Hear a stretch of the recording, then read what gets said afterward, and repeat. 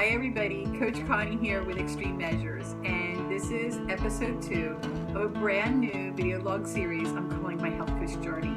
I'm sharing with you everything I've gone through, the good, the bad, the ugly, what I would have done different on my whole health coach experience in setting up this business.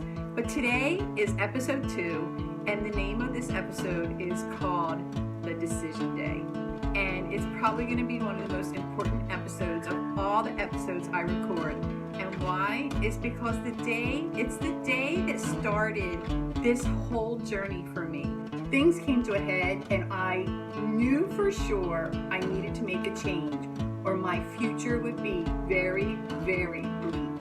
And so this day is the day I made the decision I was not going to continue on the way I was.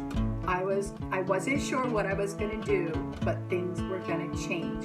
I got tired of not wanting to try on new clothes, not wanting to look at myself in the mirror, not wanting to have any photos taken of myself, not wanting to go out and have any friends, have any fun with any friends because I was so fat, not wanting to purchase any new clothes because I didn't want to try them on, not wanting to even go out with my husband. I thought he was embarrassed with me.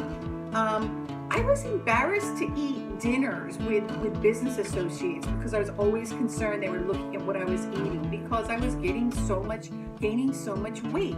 Things had to change, and this was the day. I was flying home on an airplane. I got tired of the seat belt, stretching it wider and wider. I got tired of all the eyes on me because I was getting so big, at least that's what I thought. And I arrived from San Francisco to LA. I got back home and that was it.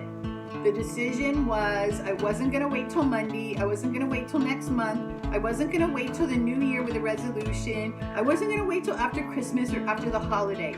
It was going to happen starting today. I wasn't sure what it was. I wasn't sure how I was going to do it. I didn't really have a plan, but I knew for a fact the things I had been doing are going to stop. And I was going to make a change, and I was going to figure out how to get healthy, how to get fit again, and how to live the rest of my life enjoying it, doing things I love to do, with friends I love to do, having a great time.